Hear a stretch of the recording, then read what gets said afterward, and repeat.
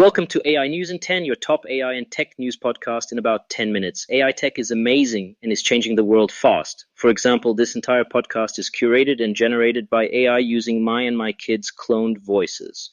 It's Thursday, November 27th, 2025. Here's what's new in AI and tech today.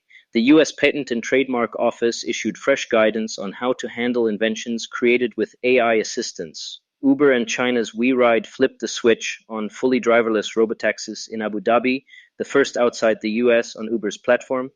HP is planning thousands of job cuts as it retools around AI. OpenAI disclosed a security incident at its analytics vendor Mixpanel, but says no ChatGPT users were affected.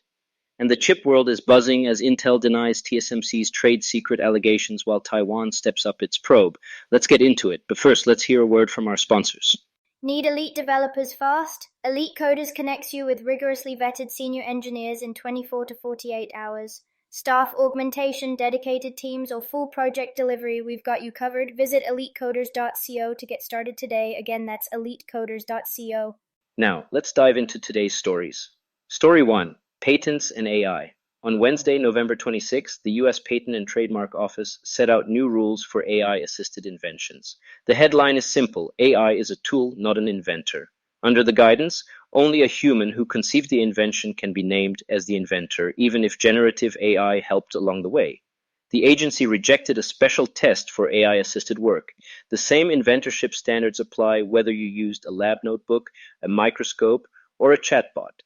This also reaffirms prior court rulings that an AI system cannot be listed as an inventor under US law. Why this matters? It tells companies and researchers that using AI won't automatically disqualify patents, but you'll need clear documentation showing the human contribution. Expect in-house counsel to tighten disclosure forms and lab protocols to track who did what, when, and how, especially in fields like drug discovery and materials where AI tools are now routine. A quick implication check. Startups leaning on autonomous agents for ideation should be careful about over-automating the conception step. If your product pipeline is prompt-driven synthesis with minimal human reasoning, you may struggle to prove inventorship. Conversely, teams that treat AI like any other instrument and can show human insight guided the claims should feel more confident about filing. Aligning with existing standards also reduces the risk of a patchwork AI-only inventorship doctrine that could have increased litigation. Story 2. Uber goes driverless in the Middle East.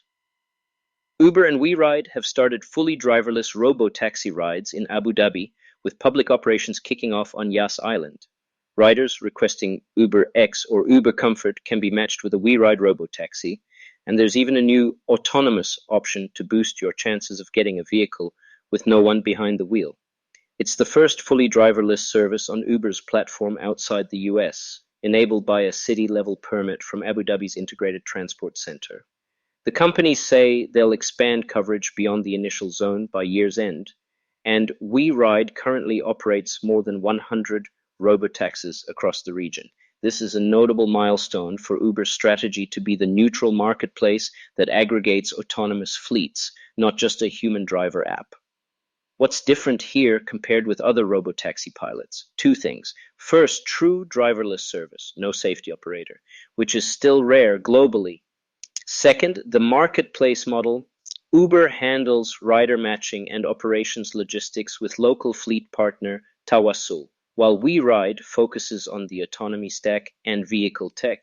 If unit economics approach break-even, as the partners suggest, that would signal that constrained area, tourism-heavy districts like Yas Island are a pragmatic path to scale.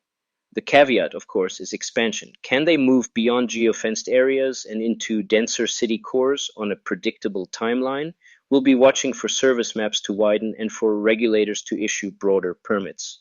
Story 3. HP trims to fund the AI pivot. HP says it will cut between 4,000 and 6,000 jobs by the end of fiscal 2028, up to about 10% of its workforce, as part of a plan to streamline operations and embed AI more deeply across product development, support, and internal processes.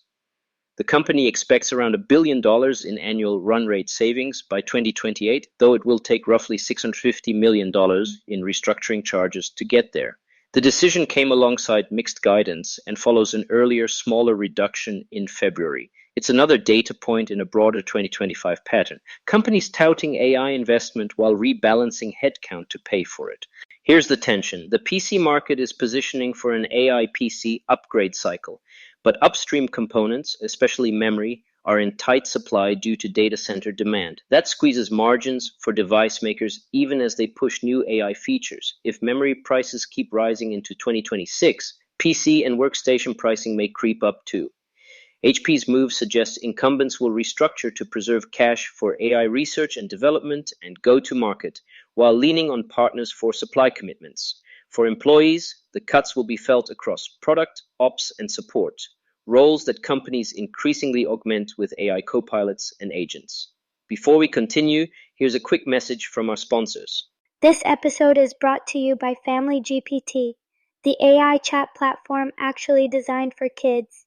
If your children are curious about ChatGPT, but you're worried about what they might see, Family GPT gives you full parental controls, content filtering, and the ability to align responses with your family's values, whether Christian, Muslim, Jewish, secular, and many more. Monitor every conversation, set usage limits, and let your kids explore AI safely. No ads, no data selling, complete privacy. Sign up free at familygpt.chat. That's FAMILYGPT.chat. All right, let's get back to it. Story 4, Security Watch, OpenAI and Mixpanel. OpenAI disclosed a security incident at Mixpanel, the analytics vendor it used for the front end of its API platform. According to OpenAI, an attacker exported a dataset from Mixpanel that included limited non-sensitive analytics information for some API users, names, email addresses, approximate location, operating system, and browser metadata, and certain identifiers. Crucially, there's no evidence of a breach of OpenAI systems and no chat content, API prompts or outputs, passwords, API keys, or payment details were exposed. OpenAI has removed Mixpanel from production, is notifying affected users, and is warning about possible phishing. For most listeners, the headline is simple. If you're an API customer, watch for targeted spam. If you're a ChatGPT consumer user, you weren't affected. Mixpanel says it detected a smishing attack on November 8th and performed resets, forensic review, and law enforcement notifications. The company published a summary of the steps it took post-incident. Independent reporting today reiterates that ChatGPT consumer users weren't impacted, but that some developer profile data could be used for phishing. The broader lesson here is third-party risk. Even if first-party systems are locked down, telemetry and analytics integrations can become side doors.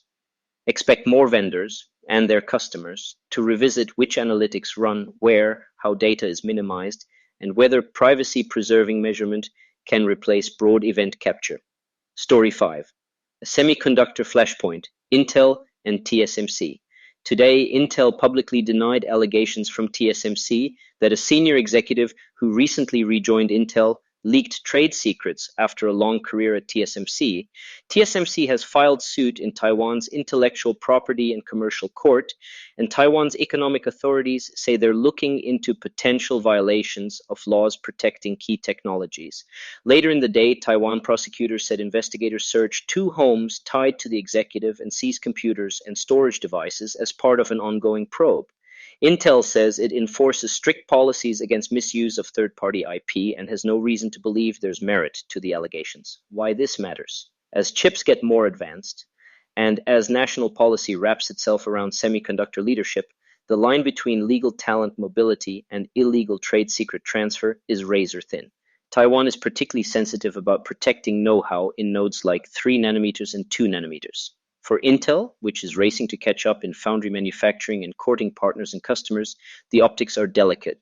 For TSMC, signaling vigilance protects its crown jewels. Regardless of the case's outcome, expect tighter agreements adjacent to non-competes, more frequent audits of employee devices, and closer government scrutiny when top engineers switch teams. Quick hits to close us out.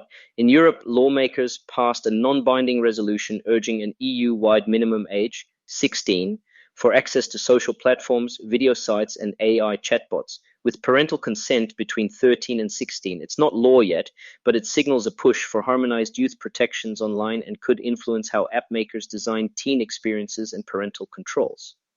And circling back to the US, the White House's Genesis Mission executive order signed Monday aims to build a national AI experimentation platform across Department of Energy labs and supercomputers to accelerate scientific discovery, from protein modeling to fusion simulations.